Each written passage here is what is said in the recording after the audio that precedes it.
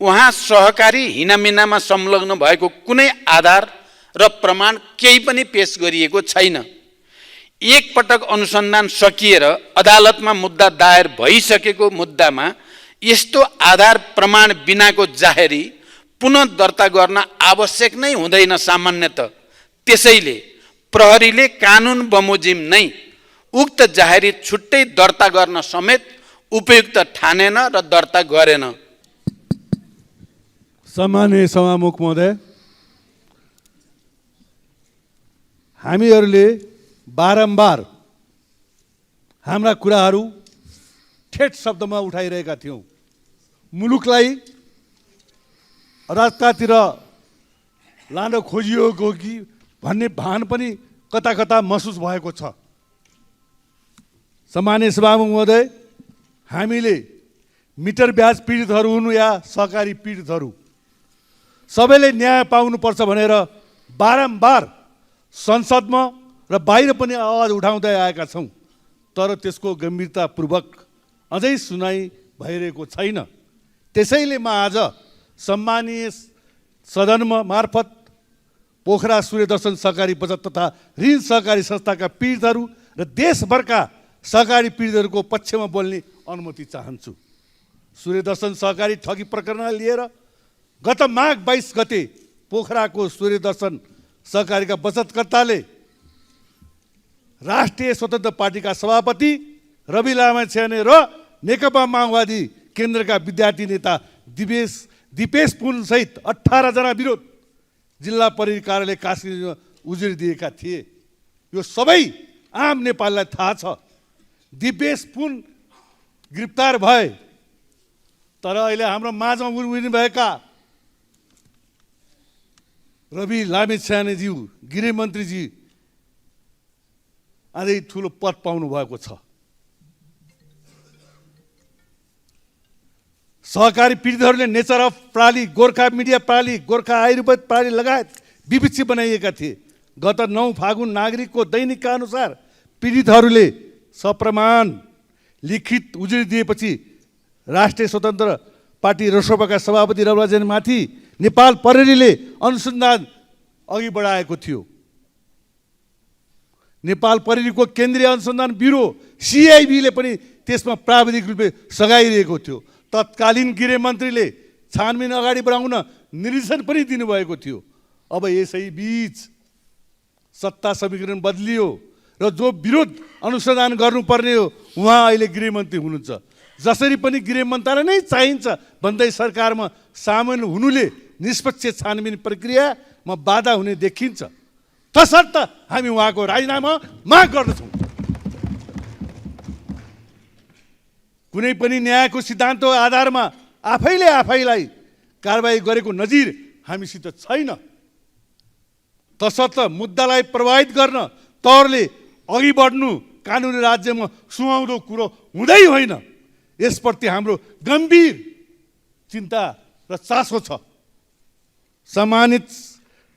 सम्मान्य सभामुख महोदय, सहकारीले गैर सदस्य कारोबार गर्न नमिल्ने र त्यसो गरेको पाइए कानुन बमोजिम कारबाही हुन्छ, यो भनिरहनु पर्ने कुरो पनि होइन। सहकारी ऐन 2074 को दफा 50 मा सहकारी संस्थाले आफ्नो सदस्यको मात्र बचत स्वीकार गर्न, सोको परिचालन गर्न र सदस्यलाई मात्र ऋण प्रदान गर्न सक्ने व्यवस्था पनि छ। त्यस्तै ऐनको दफा 122 मा कसुर दण्ड जरिमाना र पुनर्जागरण सम्बन्धी व्यवस्था छ। उक्त दफाको उपदफा ख मा कानुन विपरीत अन्य कुनै प्रयोजनमा बचत प्रयोग गरेमा बिगो बराबरको रकम जरिमाना 3 वर्षमा कैदको व्यवस्था छ। त्यस्तै उपदफा ग मा ऋण असुल हुन नसक्ने गरी रकम हिनामिना गरेमा बिगो बराबरको जरिमाना र रकमको आधारमा 8 देखि 10 वर्षमा कैदको व्यवस्था छ। पोखरा, बुटोल, वीरगञ्ज, चितवन, बुटोल र काठमाडौँमा भएको यो बेथितिमा अरबौं बचत हिनामिना भएकोले यी दुवै उपदफा आकर्षित हुने अवस्था छ। अहिले स्वार्थको द्वन्द्वमा हुने गरी प्रधानमन्त्रीले उनै लामिछानेलाई गृहमन्त्रीमा किन नियुक्त गर्नु भएको हो? संसदमा आएर जवाब दिनु पर्यो। बाहिर फायर साइडमा जवाब दिएर पुग्दैन। यहाँ सदनमा प्रमुख प्रतिपक्षले यहाँ आफ्नो कुरा राख्नुस् पटक पटक भन्दाखेरि सम्माननीय प्रधानमन्त्रीजीले यो पार्लियामेन्टको अवहेलना गर्नुभएको कि सम्मान गर्नुभएको हो, यो जवाफ उहाँले फेरि अहिले उभिएर भन्नुहोला।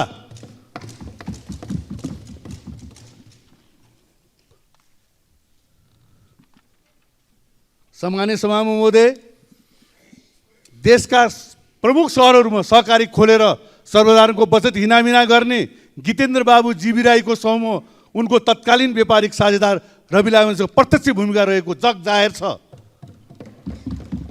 राई अध्यक्षले लामिछाने प्रबन्धन निर्देशक रहने गरी 2077 साल फागुन 11 मा ग्यालेक्सी टेलिभिजनको घोषणा भएको थियो।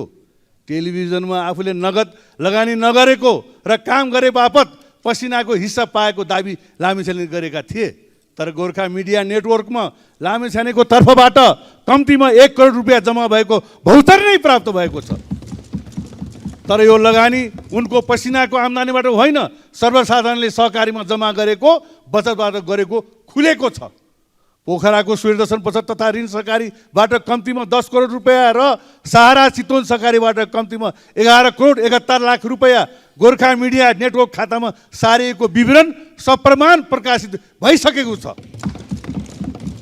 उता बुटोलको सुप्रिम सहकारीबाट पटक पटक गरेर 10 करोड 74 लाख गोर्खा मिडिया नेटवर्कमा लगेको प्राप्त दस्तावेज देखिन्छ। अत उहाँले राजीनामा दिनै पर्छ भन्ने हाम्रो मनसाय छ। अन्त्यमा म पुनः स्वार्थको द्वन्द्व हुने गरी प्रधानमन्त्री लामिछानेलाई गृहमन्त्री किन नियुक्त गर्नुभयो, बडो संशयजनक छ। तसर्थ हामी प्रतिपक्षले यो कुरा उठाएका हौँ। जग जाहेर छ नेपालभरि। उहाँ जस्तो निष्कलङ्क भन्ने व्यक्तित्वले म फेरि पटक यो पार्लियामेन्ट एउटा अर्को कुरा उठाउन चाहन्छु। दोहोरो नागरिकताको विषयमा जो महाधिवक्ता कार्यालयले रोक्यो, उहाँ जस्तो मान्छेले भन्न सक्नु पर्थ्यो म आफै यसलाई कसै सरकारले रोक्नु पर्दैन भनेर। तसर्थ हेर्नुहोस्, न्यायको सङ्गत हुनु पर्यो, कुनै हिचकाट हुनु भएन। हाम्रो एउटै विकल्प हो, त्यो राजीनामा। यो कुरो भन्दै राजीनामा भन्दा अर्को विकल्प छैन, अरू कुनै तालटुलले हुनेवाला पनि छैन। जय नेपाल। प्रमुख प्रतिपक्षी दल नेपाली कांग्रेस लगायतका प्रतिपक्षी दलहरूले उठाउनुभएका प्रश्न र मागहरूको सन्दर्भमा जवाफ दिन यहाँ उपस्थित भएको छु। त्यसबारे मैले कुरा राख्नु अगाडि म पनि हिजो रुकुम पश्चिमबाट आउँदै गरेको बस बागलुङको निसी खोलामा दुर्घटना हुँदा मृत्युवरण गरेका नागरिकहरूप्रति श्रद्धाञ्जली, शोक सन्तप्त परिवारजनप्रति समवेदना प्रकट गर्न चाहन्छु र नेपाल सरकारको तर्फबाट घाइतेहरूको उपचारको निम्ति र सब व्यवस्थापनको निम्ति गर्नुपर्ने सबै काम गरिने प्रतिबद्धता पनि व्यक्त गर्न चाहन्छु। अब म एउटा विशेष राजनीतिक परिस्थितिमा नयाँ गठबन्धनको सरकार बनेपछि सम्मानित संसदमा माननीय उपप्रधानमन्त्री तथा गृहमन्त्री रवि लामिछानेको विषयमा प्रतिपक्षी दलका माननीय सांसदहरूले उठाउनु भएको विषय प्रश्न पार्न चाहन्छु। मैले यो विषयलाई गतकालमा पनि मिडिया ट्रायल विभिन्न रूपमा चर्चा परिचर्चा हुँदै आएको थियो। तर यसको गम्भीरता कति हो, कति सत्य हो होइन भन्ने बारेमा त्यति धेरै गम्भीर रूपले हेर्ने स्थिति बनेको थिएन। तर अहिले सदनमा नेपाली कांग्रेस जस्तो लामो संसदीय अनुभव र इतिहास भएको पार्टीले यति गम्भीर रूपले उठाएपछि मैले पनि यसको जवाफ दिनुपर्ने सन्दर्भमा आफैले यसको बारेमा खोजबिन गर्ने, सम्बन्धित सरकारी निकायका रिपोर्टहरू र भनाइहरू चाहिँ अलि गहिरो गरी अध्ययन गर्ने मैले कोसिस गरेँ। त्यसको आधारमा म यो सम्मानित संसदमा आफ्नो कुरा राख्न चाहन्छु। मेरो सरकारको पहिलो प्राथमिकता नै सुशासन रहेको र सुशासन कायम गर्ने विषयमा कुनै पनि सम्झौता नहुने मैले यस सम्मानित सदनमा विश्वासको मत लिने क्रम र अन्य सन्दर्भमा पनि बडो स्पष्टसँग राख्दै आएको छु। सुशासनको सङ्कल्प लिएरै मैले सरकारको नेतृत्व गरेदेखि नै ठुल्ठुला भ्रष्टाचार, सुन तस्करी, जग्गा हिनामिना लगायतका काण्डहरूको छानबिन भइरहेको र यसलाई अझ प्रभावकारी बनाउँदै अगाडि बढेको तथ्य पनि म यो सम्मानित सदनलाई जानकारी गराउन चाहन्छु। यसमा मैले कसैलाई काखा कसैलाई पाखा होइन, दोषी जोसुकै भए पनि त्यो नछुटोस्, निर्दोष नपरोस् भन्ने मान्यतालाई दृढताको साथ पालन गर्दै पनि आएको छु। मैले लामो व्याख्या गर्नु पर्दैन, हालैका सबै घटनाक्रमहरूले पनि त्यो कुरालाई पुष्टि गरिरहेकै छन्। जहाँसम्म माननीय उपप्रधानमन्त्री तथा गृहमन्त्री रवि लामिछानेका विषयमा प्रतिपक्षी दलहरूले उठाउनु भएको कुरा छ, हालसम्मको अनुसन्धानले उहाँ सहकारीको सञ्चालक समिति, लेखा समिति, ऋण समिति, कर्मचारी लगायत कुनै पनि जिम्मेवारी र भूमिकामा नरहेको र अदालतमा विचाराधीन मुद्दामा पनि उहाँ कहीँ कतै जोडिएको देखिएको छैन। सूर्य दर्शन बचत तथा सहकारी संस्थाका 1000 भन्दा बढी बचतकर्ताले आफ्नो रकम हिनामिना गरेको भन्दै 2080 साउन 22 गते गरेको जाहेरी दरखास्तमा कसैको नाम किटिएको थिएन। यो दरखास्त उप प्रहरीले अनुसन्धान गरी बुझाएको प्रतिवेदनका आधारमा सहकारीको रकम हिनामिना गर्ने कार्यमा संलग्न भएको अभियोगमा 19 जनालाई प्रतिवादी कायम गरी कास्की जिल्ला अदालतमा 2080 असोज 18 गते मुद्दा दायर गरेको तथ्य स्पष्ट छ, जुन अदालतमा अझै पनि विचाराधीन छ। ती 19 जना मध्ये 4 जना पक्राउ परेका छन् भने बाँकीको प्रहरीले खोजी गरिरहेको छ। मूल उजुरी परेको 6 महिनापछि माघ 16 गते कास्की जिल्ला प्रहरी कार्यालयमा पूरक जाहेरी दिइएको थियो, जसमा मान्य रवि लामिछाने समेत 18 व्यक्ति तथा कम्पनीलाई विपक्षी बनाई जाहेरी दिइएको थियो। मूल उजुरी पछि थप प्रमाणहरू भेटिएमा पूरक जाहेरी दिई अनुसन्धान गर्ने सकिने प्रावधान हुन्छ नै, तर उक्त जाहेरीमा उहाँ सहकारी हिनामिनामा संलग्न भएको कुनै आधार र प्रमाण केही पनि पेश गरिएको छैन। एक पटक अनुसन्धान सकिएर अदालतमा मुद्दा दायर भइसकेको मुद्दामा यस्तो आधार प्रमाण बिनाको जाहेरी पुनः दर्ता गर्न आवश्यक नै हुँदैन सामान्यतः। त्यसैले प्रहरीले कानुन बमोजिम नै उक्त जाहेरी छुट्टै दर्ता गर्न समेत उपयुक्त ठानेन र दर्ता गरेन। फेरि उहाँको नाममा प्रवाह भएको भनिएको ऋण फर्चुट भएको देखिन आएकोले उहाँको हकमा अनुसन्धान गर्नुपर्ने नदेखिएको भन्ने प्रहरीबाट ब्रिफिङ पनि प्रष्ट शब्दमा भएको थियो। यो विषय उहाँ सरकारमा आउनुभन्दा अगाडिको विषय हो।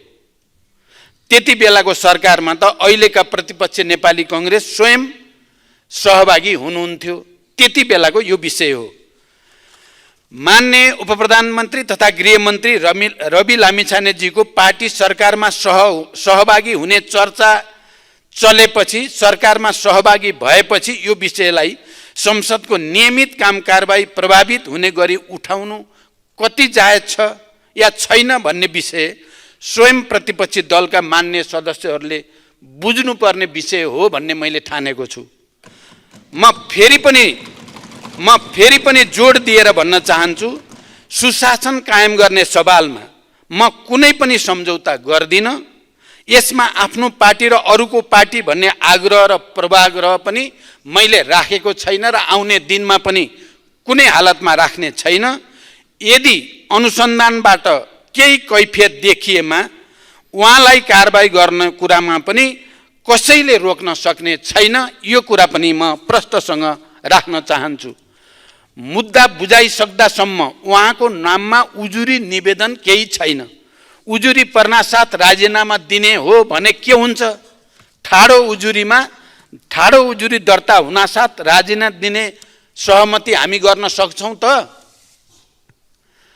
होइन, गृहमन्त्रीबाट चाहिँ हटाऊ, मुद्दा प्रभावित हुन्छ भन्न खोज्नु भएको हो भने प्रभावित पार्नेले अर्को मन्त्रालयमा बसे पनि प्रभावित पार्ला, सरकारमा बसे मात्रै पनि प्रभाव पार्न सक्ला। त्यसैले यो विषयलाई राजनीतिकरण नगर्न म अनुरोध गर्न चाहन्छु।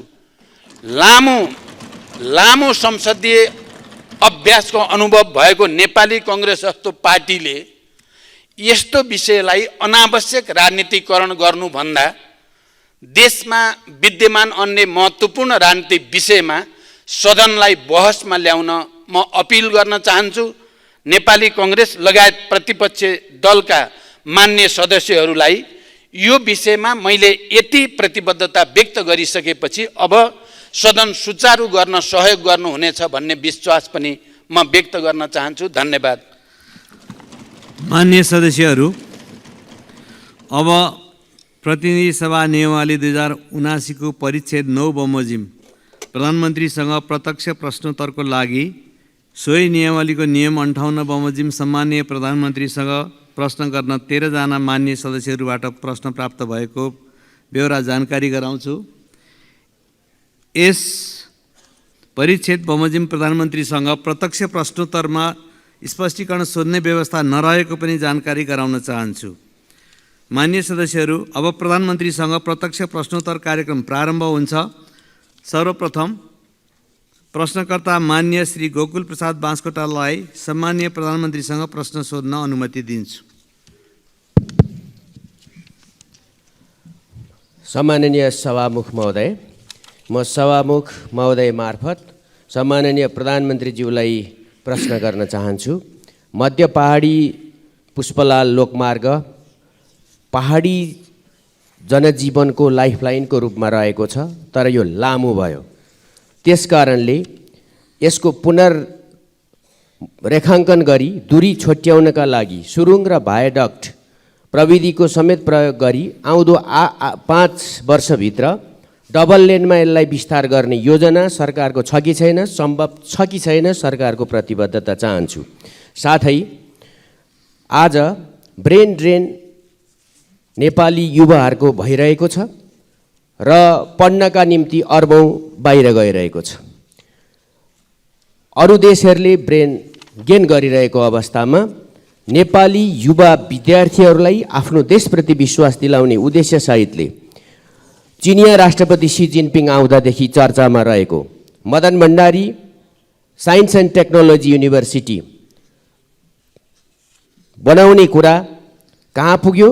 पाँचखाल नगरपालिका काभ्रे जिल्लाको 13,700 रोपनी जमिन त्यो युनिभर्सिटीको नाममा त्यहाँका जनताले सहयोग गरेर निःशुल्क नै उपलब्ध गराएका छन्। अब यो कहिले बन्छ? यसको टेन्डर पनि एकपल्ट भएको थियो, त्यो भएन। त्यसैले यो बन्छ वा बन्दैन, निर्माण कार्य कहिले सुरु हुन्छ, म यो भन्न चाहन्छु। सँगसँगै प्रधानमन्त्रीज्यू आफैले धेरैपल्ट भन्नुभएको छ जलविद्युतमा फड्को मार्ने। त्यसो हो भने यो काभ्रे, रामेछाप, सिन्धुपाल्चोक जिल्लामै त्यो एउटा स्थानीय र क्षेत्रीय तहमा गेम चेन्जर रहेको सुनकोशी तेस्रो परियोजना जुन बङ्गलादेशसितको सहकार्यमा गर्ने भनिएको छ, त्यसको निर्माण कार्य कहाँ पुगेको छ र त्यसलाई तीव्रता दिन सरकारको योजना के कस्तो छ? एउटा तितो र यथार्थ पनि राख्न चाहन्छु सँगसँगै प्रश्नमा। केपी ओली सरकार हुँदा काभ्रे जिल्लाको भुम्लु गाउँपालिकाको 7 र 8 नम्बर वडाका जनताले नापीको समस्याका कारणले वर्षौँदेखि 31 सालदेखि 50 वर्ष भयो आफ्नो कमाई आएको जग्गा नापीको कारणले मात्रै पूर्जा पाउन सकेका छैनन्। त्यहाँ कार्यालय राखिएको थियो र आजसम्म छैन। न उनीहरूले औषधि उपचार गर्न पाउँछन्, न बैंकमा राख्न पाउँछन्। यो समस्या त्यो कार्यालय उठाउने काम पनि अघिल्लो सरकारले गर्यो। अब यो के हुन्छ र कार्यालय किन उठाएको, त्यहाँका जनताले कहिले आफ्नो जमिनको पूर्जा पाउँछन्? धन्यवाद। प्रधानमन्त्रीज्यूको जवाफ चाहन्छु। अब सम्माननीय प्रधानमन्त्री श्री पुष्पकमल दाहाल प्रचण्डलाई उक्त प्रश्नको जवाफ दिन अनुमति दिन्छु। सभामुख महोदय, मान्यज्यूले मध्य पहाडी लोकमार्ग, मदन भण्डारी विश्वविद्यालय, सुनकोशी तेस्रो जलविद्युत परियोजना र जनताले जग्गा धनी प्रमाणपत्र नपाएको विषयमा जिज्ञासा राख्नु भएको छ। पूर्वमा 5 थरको चिवा भन्ज्याङदेखि पश्चिममा बैतडीको झुलाघाटसम्म मध्य पहाडी भूभागलाई यातायात सञ्जालमा जोडी आर्थिक, सामाजिक, सांस्कृतिक, पर्यटकीय, कृषि, ऊर्जा, शैक्षिक लगायत समग्र क्षेत्रको विकास गर्ने मूल रणनीतिक उद्देश्यले मेरो पहिलो प्रधानमन्त्रीत्वको कार्यकालमा 2065 साल फागुन 26 गते मध्य पहाडी लोकमार्ग निर्माणको रेखाङ्कन गरिएको थियो। मध्य पहाडी राजमार्गको कुल लम्बाइ 1879 किलोमिटर मध्ये हालसम्म 1259 किलोमिटर सडक डेडिकेटेड डबल लेनमा स्तरोन्नति भइसकेको छ भने 137वटा पुल मध्ये 33वटा पुल निर्माण सम्पन्न भइसकेको छ।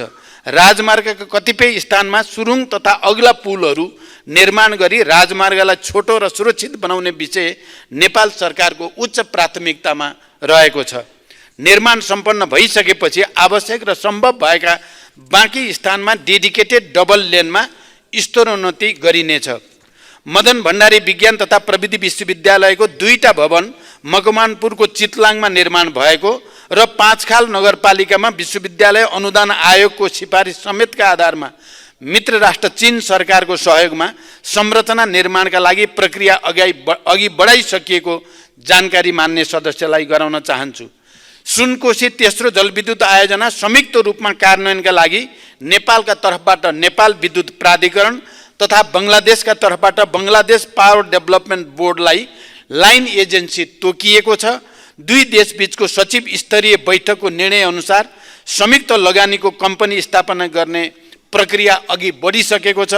आयोजनाको अध्ययन प्रतिवेदन, डिजाइन तथा ड्रइङ सम्बन्धी कागजातहरू बङ्गलादेश पक्षलाई उपलब्ध गराइएको छ।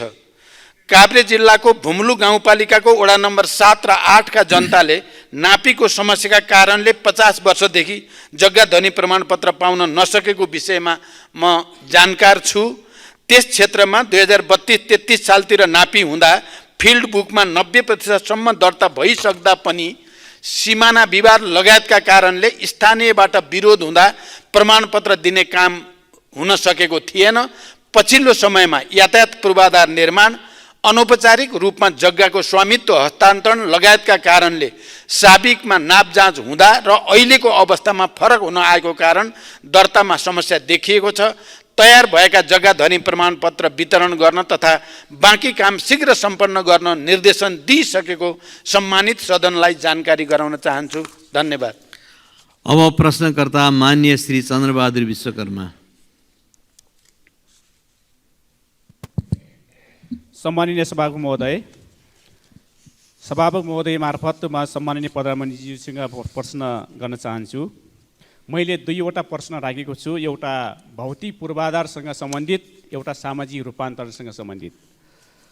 प्रश्न नम्बर 1 मा छ 2074 सालदेखि 2078 सालसम्म सम्पन्न हुने गरी सम्झौता भएको रापती राजमार्ग अन्तर्गत रुकुम पश्चिम खण्ड पितिबाङ खोला सडक पुल 2077 सालमा सम्पन्न हुने गरी जाजरकोट नलघाट नगरपालिका 10 रक्दा र रुकुम पश्चिम 8 बिसकोट नगरपालिका 3 खदी जोड्ने सडक पुल 2069 देखि 2072 सालसम्म सम्पन्न हुने गरी सम्झौता भएको मध्य पहाडी लोकमार्ग अन्तर्गत जाजरकोट र रुकुम पश्चिम जोड्ने भेरी नदी सडकको पुल नबन्दा जनताले दुःख त पाइरहेकै छन्।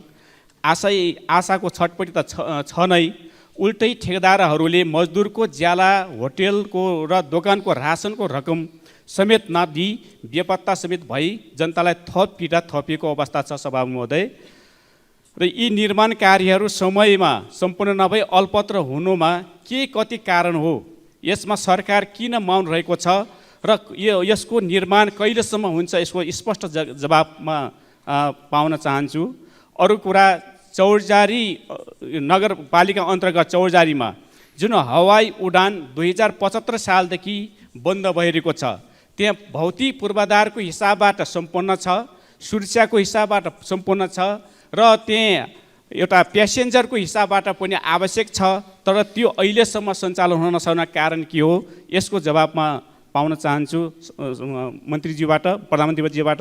त्यस्तै प्रकारले 2 नम्बर प्रश्न छ कि उपेक्षित दलित वर्ग उत्थान विकास समिति, वादी विकास समिति र पिछडा वर्ग उत्थान विकास समिति 2075 सालदेखि सरकारले कोमामा राखेको छ।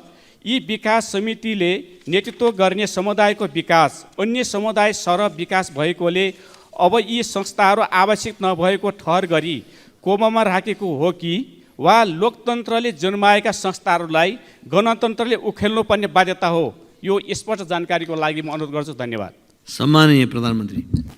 सम्मान्य सभामुख महोदय, जाजरकोट र रुकुम पश्चिम जोड्ने भेरी नदी पुल विक्रम सम्वत 2069 सम्झौता भई निर्माण सुरु भएकोमा विभिन्न कारणवश निर्माण व्यवसायीले कार्य अधुरो छाडेकोले यही आर्थिक वर्षमा ठेक्का अन्त्य गरी नयाँ ठेक्का आह्वान गरिएको, तर कुनै पनि निर्माण व्यवसायीको प्राविधिक प्रस्ताव स्वीकृत नभएकोले ठेक्का कार्य अगाडि बढाउन नसकिएको हो। यसमा यही चैत्र महिनाभित्र अर्को ठेक्काको सूचना प्रकाशित गर्ने गरी तयारी भइरहेको म जानकारी गराउन चाहन्छु। पितिबाङ खोला पुल समयमा नै निर्माण नगरिएपछि ठेक्का तोड्न सूचना जारी गरिएकोमा सम्बन्धित निर्माण व्यवसायी सम्पर्कमा आएको र काम सम्पन्न गर्ने प्रतिबद्धता व्यक्त गरेको जानकारी पनि म मान्य सदस्यलाई गराउन चाहन्छु।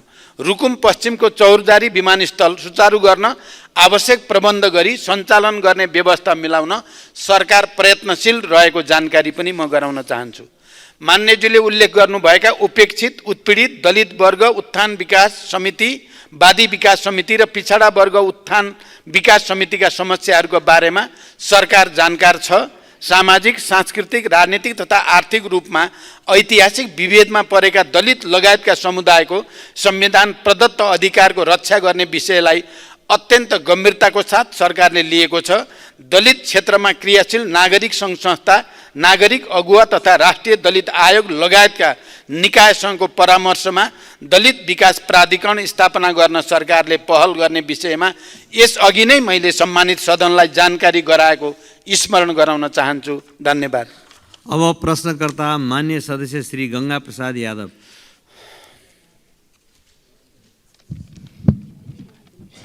सम्मान्य सभामुख महोदय मार्फत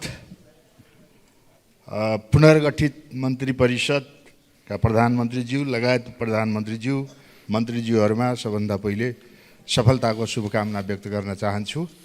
साथसाथै सभामुखज्यू मार्फत सम्माननीय प्रधानमन्त्रीज्यूलाई मेरा यी दुई प्रश्नहरू रहेका छन्। पहिलो प्रश्न, राष्ट्रपति चुरे संरक्षण कार्यक्रमको बजेट कटौतीका कारण तराई मधेस मरुभूमिमा परिणत भइरहेको छ। तराई मधेसलाई मरुभूमिकरणबाट जोगाउन आगामी योजना के छ? तराई मधेस समृद्धि कार्यक्रम तथा सघन सहरी कार्यक्रममा रकम घटाइएको छ होला कि सडक लगायत तराई मधेस विकासका आयोजनाहरूमा बजेट कटौती गरी तराई मधेसको विकासमा सरकार उदासीन देखिएको हो? दोस्रो प्रश्न, प्रधानमन्त्रीज्यू, मधेसको मूल समस्या दहेज, विभेद, सुशासन, विकास निर्माणमा राज्यबाट हुँदै आएको असमानता, शिक्षा स्वास्थ्यमा व्यापारीकरण, विभिन्न क्षेत्रमा रहेको सिन्डिकेटलाई हटाउन तेस्रो पटक प्रधानमन्त्री भइरहँदा भुइँ मान्छेको मुक्तिको लागि लामो सङ्घर्ष गर्नुभएको तपाईबाट दुई पटक प्रधानमन्त्री हुँदा केही परिवर्तन हुन नसकेको अवस्थामा अब परिवर्तनको आशा गर्ने तपाईसँग के कस्ता नीति र कार्यक्रम छन्? जनताले बुझ्ने भाषामा बताइदिनुहुन्छ कि? धन्यवाद। सम्माननीय प्रधानमन्त्री। सभामुख महोदय, चुरे तराई मधेसको संरक्षण तथा व्यवस्थापन एवं मरुभूमिकरण नियन्त्रणका लागि 2071 सालमा राष्ट्रपति चुरे तराई मधेस संरक्षण विकास समिति गठन गरी राष्ट्रिय गौरवको आयोजनाको रूपमा सञ्चालन भइरहेको तथ्य सबैलाई अवगत नै छ। यस कार्यक्रमलाई अझै प्रभावकारी बनाउन चुरे संरक्षण तथा व्यवस्थापन गुरु योजना परिमार्जन भई स्वीकृतिको प्रक्रियामा रहेको तथ्य पनि सबैलाई जानकारी नै छ। आवश्यकता र प्राथमिकताको आधारमा तिनै तहका सरकारका चालु आर्थिक वर्षको बजेट नघट्ने गरी सम्बोधन गर्न नीतिगत व्यवस्था गरिएको जानकारी पनि म यस सम्मानित सदनलाई गराउन चाहन्छु। यसका साथै चुरे क्षेत्रको संरक्षण र व्यवस्थापनमा जलवायु वित्त परिचालन गरी सञ्चालन भइरहेको चुरे उत्थानशीलता आयोजनालाई अझै सशक्त बनाइनेछ। चुरे क्षेत्रमा 1 करोड बाँस रोपणका लागि अन्तर्राष्ट्रिय विकास साझेदारसँग समन्वय गरी विस्तृत प्रस्ताव तयारीको चरणमा छ। चुरे तराई मधेस क्षेत्रको संरक्षण मार्फत तराई मधेसको मरुभूमिकरण हुनबाट रोक्न चुरेको माथिल्लो तटीय क्षेत्रमा संरक्षण गतिविधिलाई प्राथमिकता दिने गरी कार्य भइरहेको छ। चुरे क्षेत्रबाट गिटी बालुवाको उत्खननलाई व्यवस्थित गर्न एवं चुरे संरक्षणका लागि एकीकृत ऐन तर्जुमा गर्न मन्त्री परिषदबाट सैद्धान्तिक सहमति प्रदान भइसकेको कुरा पनि म जानकारी गराउन चाहन्छु। काठमाडौँ तराई मधेस द्रुत मार्ग प्रमुख प्राथमिकताका साथ निर्माण भइरहेको मान्य सदस्यहरूलाई अवगत नै छ। भौतिक पूर्वाधार तथा यातायात मन्त्रालय अन्तर्गत तराई मधेसको विकासका लागि नेपाल भारत सीमा वारपार रेल पूर्व पश्चिम राजमार्गदेखि सीमा सहरहरूसम्म 6 लेन सडक निर्माण, पूर्व पश्चिम र उत्तर दक्षिण तथा हुलाकी राजमार्ग लगायतका विकास आयोजनाहरू सञ्चालन भइरहेका छन्। हुलाकी राजमार्गको निर्माणमा स्रोत साधनको अभाव हुन नदिई यस राजमार्गको बाँकी पुल तथा सडक खण्डको निर्माण सम्पन्न गर्न सरकार प्रतिबद्ध छ। मधेसका जनताले भोग्नु परेका समस्याका बारेमा सरकार गम्भीर छ। सरकारले मधेसका जनतालाई सामाजिक न्यायको प्रत्याभूति दिन मिटर ब्याज लगायतका सामन्ती शोषणका कैयौँ जालोहरू भत्काउँदै गएको यहाँहरूलाई अवगत नै छ। दहेज, सामाजिक विभेद लगायतका कैयौँ शोषणका स्वरूपहरू अन्त्य गरी मधेसी जनतालाई न्याय दिन, शिक्षा स्वास्थ्यमा पहुँच कायम गर्न तथा रोजगारी र जीविकोपार्जन सुनिश्चित गर्न सरकार प्रतिबद्ध रहेको छ। आगामी नीति कार्यक्रम तथा बजेटमा यी विषयहरूलाई प्राथमिकताका साथ सम्बोधन गरिने जानकारी पनि दिन चाहन्छु। धन्यवाद। अब प्रश्नकर्ता माननीय सदस्य श्री चन्दा कार्की भण्डारी।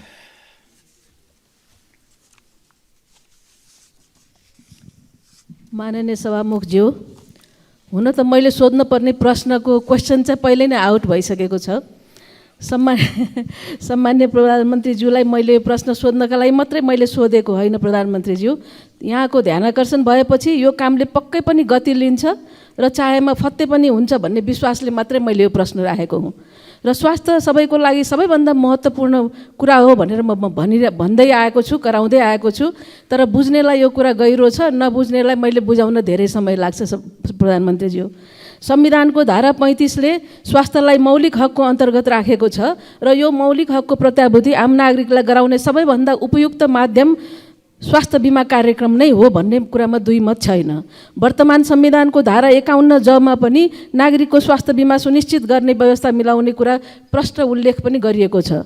तर सरकारले बिमा कार्यक्रम लागू गरेको 7.5 वर्ष भइसक्यो, तर पनि हाम्रो स्वास्थ्य बिमा कार्यक्रम प्रभावकारी बन्न सकेको छैन। प्रधानमन्त्रीज्यू, देशभरमा 43% मात्रै स्वास्थ्य बिमा पुगेको छ भने मध्य प्रदेशमा, म फेरि दोहोऱ्याउँछु, मध्य प्रदेशमा 8.6% नागरिकले मात्रै बिमा सेवा पाएको चित्त दुख्दो तथ्याङ्क छ। प्रधानमन्त्रीज्यू, यहाँको ध्यान आकर्षण गराउन चाहन्छु।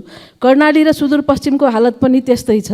यसको कार्यान्वयनमा भएको यस्तो कमजोरीको कारण के होला? प्रधानमन्त्रीज्यू, बिमितहरूको लागि गुणस्तरीय स्वास्थ्य सेवा, तोकिएको औषधिको उपलब्धता र उपचार प्रक्रिया नभएर हो कि स्वास्थ्य संस्था पहुँचमा नहुँदा योगदानको प्रिमियम बुझाउनु पर्ने कुनै औचित्य नभएर हो कि अस्पतालहरूलाई बिमितको औषधि उपचार खर्च बापतको भुक्तानी बिमा बोर्डले समयमा नदिएर हो कि निजी क्षेत्रको अस्पताल र मेडिकल कलेजहरूलाई संलग्न गराउन नसकेर हो कि स्वास्थ्य बिमा बोर्डमा आवश्यक दक्ष जनशक्ति नभएर स्वास्थ्य बिमा बोर्ड आफै बिरामी भएर हो कि स्थानीय तहमा बिमा ज्ञान सम्बन्धी अन्तर्क्रिया हामीले गर्न नसकेर हो कि? प्रधानमन्त्रीज्यू, अब सरकारले जनतामा कसरी स्वास्थ्य बिमाको पहुँच बढाउने हो र बिमाका आधारमा सन् 2030 सम्ममा सबैका लागि स्वास्थ्य सेवा सुनिश्चित गर्न लिएको लक्ष्य हामीले कसरी पुरा गर्ने होला? धन्यवाद। सम्माननीय प्रधानमन्त्री। सभामुख महोदय, मान्यज्यूले स्वास्थ्य बिमालाई प्रभावकारी बनाउने विषयमा सान्दर्भिक जिज्ञासा राख्नु भएको छ। नागरिकहरूको स्वास्थ्य उपचारका क्रममा हुने वित्तीय जोखिम कम गर्न स्वास्थ्य बिमा बोर्ड मार्फत सामाजिक स्वास्थ्य बिमा कार्यक्रम सञ्चालनमा रहेको छ। हालसम्म 33.2% घर परिवार तथा 24.7% जनसङ्ख्या स्वास्थ्य बिमाको दायरामा आएको र 75.751 पालिकासम्म स्वास्थ्य बिमाको पहुँच पुगेको छ। तोकिएका औषधिको उपलब्धता र उपचार प्रक्रिया सरल बनाउन 2081 वैशाख 1 देखि लागू हुने गरी छुट्टै रिफिल काउन्टरको व्यवस्था गरी औषधि वितरण गर्ने तथा ज्येष्ठ नागरिकलाई सबै सेवा प्रदायक अस्पतालहरूबाट प्रत्येक मङ्गलबार जेरियाट्रिक क्लिनिक मार्फत सेवा दिने व्यवस्था मिलाइएको छ। यसै गरी आधारभूत अस्पतालहरूबाट बिमा सेवा सुरु गर्ने र निजी तथा सामुदायिक अस्पतालहरूलाई समेत सूचीकृत गरी सेवा विस्तार गर्ने तयारी भइरहेको छ। बिमितको औषधि उपचार खर्च बापतको भुक्तानी अस्पतालहरूलाई समयमै शोध भर्ना गर्न थप जनशक्तिको व्यवस्था गरी हरेक 2 महिनामा शोध भर्ना हुने व्यवस्था मिलाइएको छ। स्वास्थ्य बिमा बोर्डको स्थायी सङ्गठन संरचना स्वीकृतिको प्रक्रियामा रहेको छ। दक्ष जनशक्ति व्यवस्थापनका लागि 155 जना जनशक्ति पदपूर्तिको प्रक्रिया अगाडि बढिसकेको छ। स्वास्थ्य बिमा कार्यक्रममा देखिएका समस्या समाधान गर्न लागि अनलाइन सदस्यता तथा नवीकरणसँगै बिमा सक्रिय हुने व्यवस्थासहित स्वास्थ्य बिमा नियमावली संशोधनको प्रक्रियामा रहेको छ। त्यसै गरी 25 जिल्लामा 2074 सालमा वितरण भएका गरिब परिचय पत्रको म्याद थप गर्ने र बाँकी जिल्लामा पनि यसलाई विस्तार गर्दै सरकारले अति गरिब नागरिकको प्रिमियमको व्यवस्था गरी बिमा गर्ने विषयमा गृह कार्य गरिरहेको छ। त्यसै गरी नागरिकता, जग्गा पास लगायतका सामाजिक सेवाको क्रममा स्वास्थ्य बिमा परिचय पत्र अनिवार्य गर्ने, वैदेशिक रोजगारीमा जानेहरूको परिवारको अनिवार्य बिमा, आम्दानी अनुसारको प्रिमियमको आधारमा सबै कर्मचारी, शिक्षक, जनप्रतिनिधिहरूको अनिवार्य बिमा गर्ने लगायतका सबै प्रकारका स्वास्थ्य सुरक्षाका कार्यक्रमहरूलाई स्वास्थ्य बिमा मार्फत एकीकृत गर्ने र स्वास्थ्य बिमा कार्यक्रमलाई राष्ट्रिय गौरवको अभियानका रूपमा घोषणा गर्ने लगायतका विषयमा सरकारले गृह कार्य गरिरहेको छ। धन्यवाद। अब प्रश्नकर्ता माननीय सदस्य डाक्टर चन्द्रकान्त भण्डारी।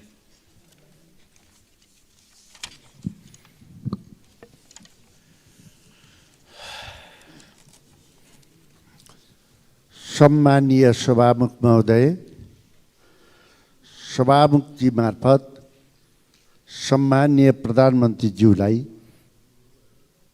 म केही प्रश्नहरू राख्न चाहन्छु, साथै जिज्ञासा पनि। सम्मानीय प्रधानमन्त्रीज्यू, देशमा आमूल परिवर्तन गरी नयाँ नेपाल बनाउने अभियानका साथ पिछा 2051 सालदेखि देशमा तपाईले नेतृत्व गरेको नयाँ नेपालको अभियानमा त्यो द्वन्द्वमा धेरै मानिसहरूले ज्यान गुमाए, अङ्गभङ्ग भए। यसैलाई आधार मानेर हामीले संविधान बनायौँ। संविधान मात्र होइन, हामीले द्वन्द्वको व्यवस्थापन गर्यौँ। त्यो व्यवस्थापन विश्वको उदाहरण पनि बनेको छ। त्यो अभियानले मुलुकलाई आमूल परिवर्तन गर्नुपर्ने हो, आर्थिक सामाजिक रूपले। र तपाईलाई जनताले धेरै आशा पनि गरेका थिए। तर आज अझ बढी गरिबी, अरू बढी अराजकता, अरू बढी कुशासन, अरू बढी आर्थिक अनुशासनहीनता बढिरहेको छ। भ्रष्टाचारको त हामी कुरै नगरौँ, जुन कुरा मैले हिजो पनि बोलेको छु। तपाईको अनुभवमा यसको समाधानको उपाय के होला? देशमा देखेका परेका यस्ता तमाम समस्याहरू समाधान गर्न तपाईको कार्ययोजना के छ? दोस्रो, नेपालमा वर्षमा झन्डै 50-60 हजार व्यक्तिहरू जलनबाट पीडित हुने गरेका छन्। जलनको उपचार अत्यन्त खर्चिलो र पीडादायक हुन्छ। नेपालमा यसको उपचारको लागि आधुनिक अस्पतालको अभाव मात्र होइन, छैन। गरिबीका कारण विदेशमा उपचार गराउन नसक्ने कयौँ व्यक्तिहरूले मृत्युवरण गर्नु परेको छ। जलनको उपचारका लागि अस्पताल निर्माण गर्न नेपाल सरकारले 2079 फाउनमा निर्णय पनि गरेको थियो। यसको लागि हामीसित जग्गा पनि छ, हामीसित पैसा पनि छ नेपाल ट्रस्टमा, जसको कानुनी व्यवस्था गरिएको छ। तसर्थ हालसम्म कार्यान्वयन हुन सकेको छैन। यो निर्णयलाई कार्यान्वयन गर्न जलवन अस्पताल निर्माणका लागि कहिले प्रधानमन्त्रीबाट शिलान्यास हुन सक्छ, यो जानकारी चाहन्छौँ। साथै प्रधानमन्त्रीजी, म ध्यानाकर्षण गराउन चाहन्छु, निर्वाचन क्षेत्र सडकहरू छन् हाम्रा छन्, जो अहिले पिचको निम्ति तयार भएर बसेका छन्। यदि हामीले अहिले बजेटहरू छुट्यायौँ 15-20 करोड छुट्यायौँ भने हामी काम गर्न सक्छौँ, होइन भने सरकारको अरबौँ लस हुन सक्छ। यसपट्टि म ध्यान आकर्षण गर्न चाहन्छु। धन्यवाद। सम्माननीय प्रधानमन्त्री। सभामुख महोदय, मान्यज्यूले अत्यन्त संवेदनशील र महत्त्वपूर्ण प्रश्न गर्नुभएको छ। मैले यस सम्मानित सदन समक्ष विश्वासको मत लिने क्रममा समेत यसबारेमा आफ्ना धारणाहरू राखिसकेको छु। मेरो नेतृत्वको सरकारको मुख्य कार्यभार र प्राथमिकता नै सामाजिक न्यायको प्रत्याभूति गर्दै सुशासन कायम गर्ने र समृद्ध नेपालको निर्माण गर्ने र संविधानले परिकल्पना गरे अनुसार समाजवाद उन्मुख व्यवस्था निर्माणको आधार तयार पार्ने नै हो। हालसम्म प्राप्त उपलब्धिहरूको रक्षा गरेर मात्र संविधानले परिकल्पना गरे अनुरूप लक्ष्य पूरा गर्न सकिन्छ भन्ने मेरो धारणा छ। तर अहिलेकै परम्परागत कार्यशैली, परम्परागत सोच, चिन्तन र प्रणालीबाट हामीले सोचे अनुरूप लक्ष्य हासिल हुन नसक्नेमा पनि म पुनः जोड दिन चाहन्छु। यही मुख्य राजनीतिक तथा वैचारिक आधारमा सरकारको नेतृत्व लिएदेखि नै सुशासन कायम गर्न सरकार हरदम प्रयासरत छ। इतिहासमा नै ठुला ठुला भ्रष्टाचारका काण्डहरू अनुसन्धान भएका छन्। सुशासनको नयाँ र ऐतिहासिक मानकहरू स्थापित हुँदै गएका छन्। त्यसै गरी गरिबीको अन्त्य गर्न, सामाजिक निराशालाई चिर्न, आर्थिक प्रणाली तथा जनतालाई प्रत्यक्ष प्रत्याभूति हुने किसिमका सामाजिक सुरक्षा, रोजगार लगायतका कतिपय कार्यहरू अघि बढेको यहाँहरूलाई अवगत नै छ। सरकारले यसलाई अझै प्रभावकारी ढङ्गले अगाडि बढाउनेछ भन्ने म विश्वास दिलाउन चाहन्छु र आउने नीति कार्यक्रम र बजेटमा हामीले केही गुणात्मक रूपले उत्पादन र रोजगारी सृष्टि गर्ने गरी जाने तयारी भइरहेको पनि म जानकारी गराउन चाहन्छु। मान्यज्यूले जलन उपचार अस्पतालको सम्बन्धमा सान्दर्भिक जिज्ञासा राख्नु भएको छ। मसँगको भेटमा पनि पटक पटक मान्य सदस्यले जलन अस्पताल स्थापना गर्ने र मैले शिलान्यास गरोस् भन्ने जिज्ञासा राख्दै आउनु भएको छ। कीर्तिपुरको वर्ण अस्पताललाई जलनको प्रमुख अस्पतालका रूपमा विस्तार गर्न सरकारबाट अनुदान दिने प्रक्रिया अघि बढेको छ। वर्ण अस्पताल विस्तार गर्ने मन्त्रीपरिषदको निर्णय कार्यान्वयन सम्बन्धमा कीर्तिपुरको वर्ण अस्पतालका अतिरिक्त वीर अस्पताल, शिक्षण अस्पताल, पाटन अस्पतालमा जलन युनिट स्थापना गरी सेवा विस्तार गरिँदैछ। प्रदेशमा रहेका केन्द्रीय अस्पतालहरूमा समेत जलन युनिट स्थापना गरी मध्यम प्रकारको जलनको त्यही उपचार गर्ने र कडा किसिमको लागि रेफरल गर्ने व्यवस्था मिलाइनेछ। स्वास्थ्य कर्मीहरूलाई जलनको प्राथमिक उपचारको तालिमको व्यवस्था सुरु गरी प्राथमिक उपचार र सम्बन्धित ठाउँमा समयमै प्रेषण गर्ने व्यवस्था मिलाउने र समन्वय गर्ने काम पनि भइरहेको म यस सम्मानित सदन समक्ष जानकारी गराउन चाहन्छु। धन्यवाद। अब प्रश्नकर्ता मान्य सदस्य श्री चन्दा चौधरी।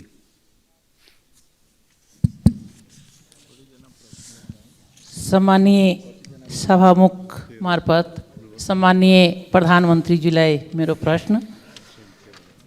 सम्मानीय सभामुख महोदय, सन् 2016 चिनिया एक्जिम ब्याङ्कसँग 22 अर्ब ऋण लिएर बनाइएको पोखरा अन्तर्राष्ट्रिय विमानस्थलको अहिलेसम्म ऋण 28 अर्बभन्दा बढी पुगिसकेको छ।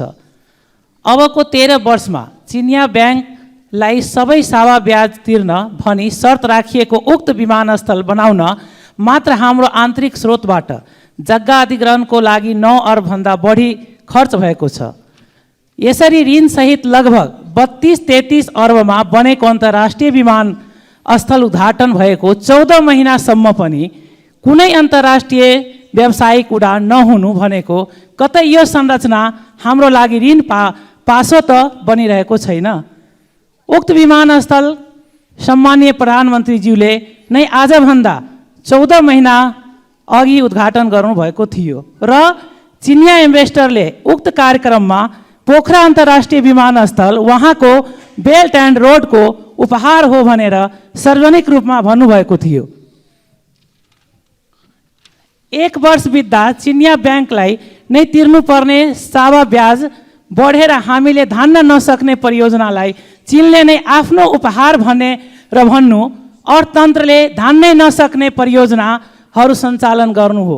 सम्मानीय प्रधानमन्त्रीज्यू, 1 वर्षमा 4वटा चार्टर फ्लाइट र त्यहीबाट फर्किँदा एउटा व्यावसायिक उडान भनेर पोखरा अन्तर्राष्ट्रिय विमानस्थलले उडान उक्त 30 अर्बभन्दा बढी ऋण अबको 13 वर्षमा कसरी तिर्न सक्छ?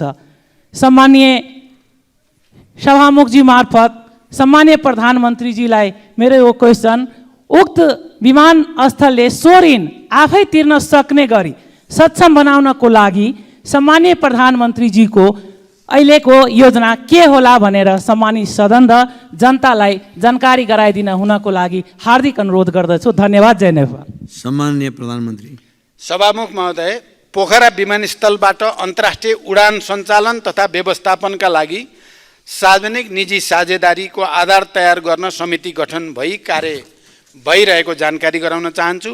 समितिको प्रतिवेदनका आधारमा विमानस्थल सञ्चालन तथा अन्तर्राष्ट्रिय उडानका बारेमा आवश्यक व्यवस्था मिलाइनेछ। पोखरा अन्तर्राष्ट्रिय विमानस्थल निर्माणका लागि लिएको ऋणलाई अनुदानका रूपमा रूपान्तरण गर्न कूटनीतिक पहल सुरु गरिएको छ। यससँग जोडिएका वित्तीय व्यवस्थापनका विषयमा आवश्यक समन्वय गरिनेछ। पोखरालाई पर्यटकीय राजधानी घोषणा गरिएसँगै यस विमानस्थलबाट देशका विभिन्न क्षेत्रमा क्षेत्रीय विमानस्थल र अन्य विमानस्थल समेत हवाई सेवा सञ्चालन गरी आन्तरिक पर्यटनको विकास गर्ने कार्य सरकारको प्राथमिकतामा रहेको छ। हालै भएको मेरो चीन भ्रमणका सन्दर्भमा चीनका विभिन्न सहरहरूबाट अन्तर्राष्ट्रिय उडान सिधै पोखरा अन्तर्राष्ट्रिय विमानस्थलमा ल्याउनको लागि छलफल र एउटा सैद्धान्तिक सहमति भएको छ। मलाई विश्वास छ छिटै त्यस्ता अन्तर्राष्ट्रिय उडानहरू पोखरा अन्तर्राष्ट्रिय विमानस्थलमा आउनेछन् र यो समस्याको समाधान हुनेछ। धन्यवाद।